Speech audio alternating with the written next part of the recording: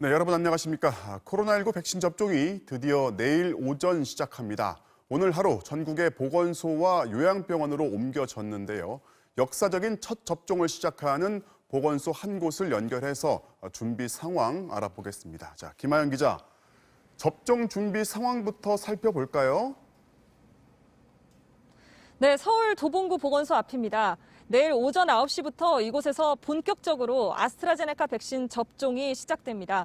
오늘 낮 12시쯤 이미 이곳에는 아스트라제네카 백신 약 500명분이 도착해 있는 상태인데요.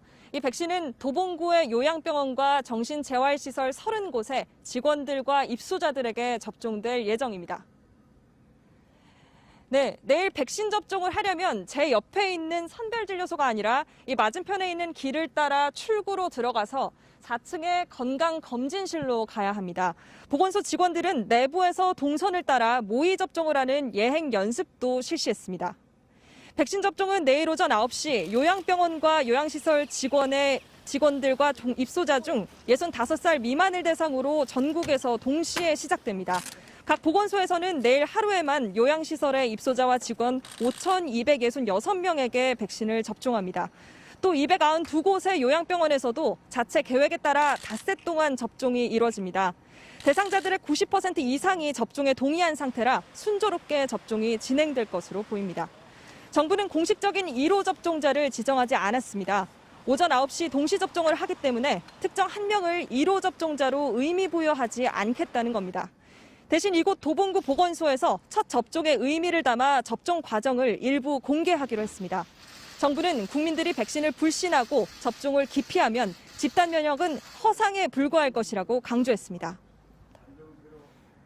정부를 믿고 과학과 사실에 근거해 마련한 계획에 따라 접종에 적극 참여해 주실 것을 국민 여러분께 다시 한번 당부드립니다.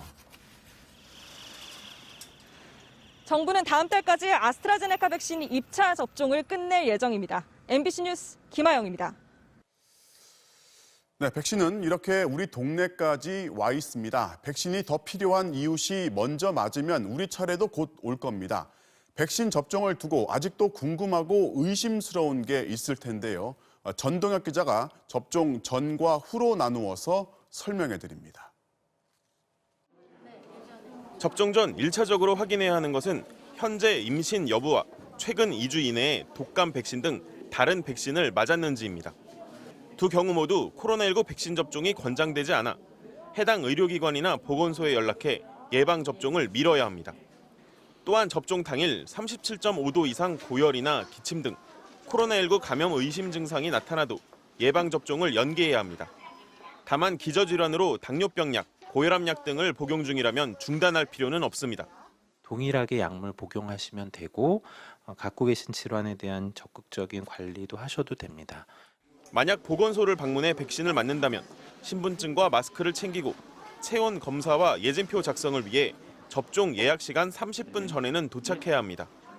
특히 과거 다른 백신을 맞았을 때 호흡 곤란이나 심한 부종이 생기는 등 중증 알레르기 반응을 겪었다면 예진표에 작성하고 접종 전 의사와 상담할 때 반드시 알려줘야 합니다.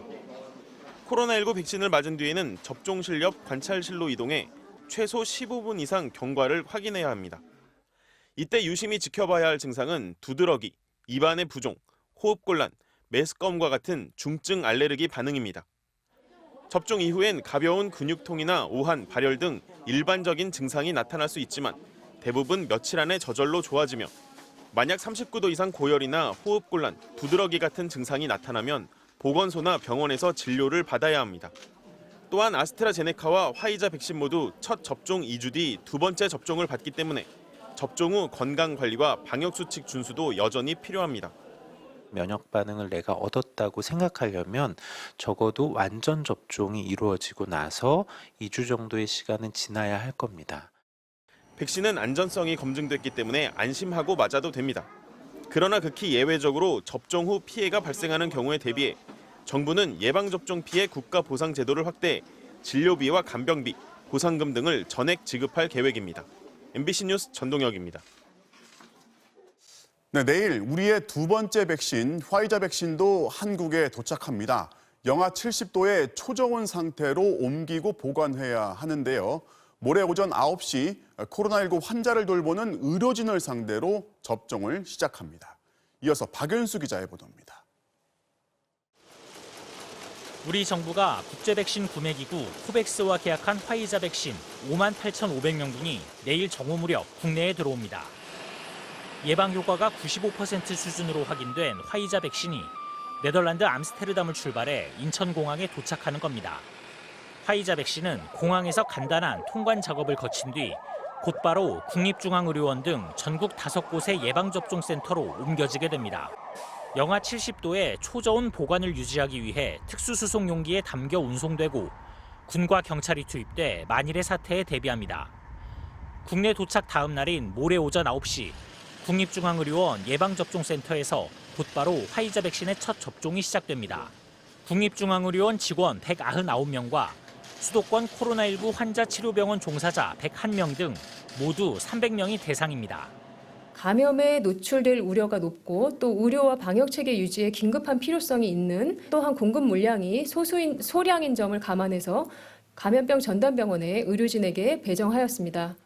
다음 달 3일부터는 천안 순천향대병원 등 비수도권 예방접종센터 4곳에서 접종이 시작되고 8일부터는 접종 인원이 120명을 넘는 병원 82곳도 화이자 백신 자체 접종을 할 수 있습니다. 화이자 백신 1차 접종 대상자는 전국 143개 병원 의료진과 종사자의 96%에 달하는 54,498명입니다. 이들은 다음 달 20일까지 1차 접종을 받고 이후 3주 뒤인 4월 10일까지 2차 접종을 마치게 됩니다. MBC 뉴스 박윤수입니다. 새벽 시간 백신을 실은 차량들이 마치 모세혈관처럼 전국의 보건소와 요양병원을 향해 달려갔습니다. 제주로 가던 백신 상자는 정상 온도보다 0.5도 낮은 게 확인되면서 운송 도중에 전부 회수하고 새 것으로 교체해서 내려보냈습니다. 김미 기자입니다. 새벽 5시 경기도 이천 물류센터. 전국으로 백신을 옮길 냉장 트럭과 경찰차, 군 차량이 모여들기 시작합니다.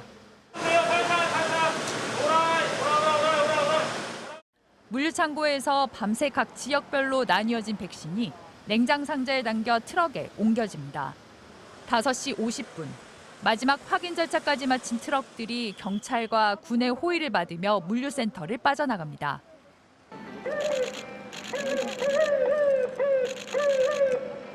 아침 8시 50분, 이천 물류센터를 출발한 백신이 경기도 수원시 권성구의 보건소에 도착했습니다. 빨간 테이프로 봉인된 트럭 문을 열자 상자에 담긴 아스트라제네카 백신이 모습을 드러냅니다. 백신은 곧바로 보건소 예방접종실의 백신 전용 냉장고로 옮겨졌습니다. 영상 2도에서 8도로 정해진 백신 보관 온도에 이상이 생기면 냉장고에서 경고음이 납니다. 저희가 신속하게 대응하고 세밀하게 관찰해서 안전하게 유지하면서 관리할 예정에 있어요. 이런 식으로 배송 첫날인 오늘 1차로 운반된 아스트라제네카 백신은 모두 16만 3천여 명분. 오늘만 1톤 트럭 56대에 실려 전국 보건소와 요양병원 540여 곳으로 보내졌습니다. 이 가운데 제주도로 가던 백신에 문제가 생기기도 했습니다. 목포항으로 향하던 트럭 안 백신 수송 용기의 온도가 1.5도로 떨어져 적정 온도인 2도에서 8도보다 0.5도 낮게 유지된 것입니다.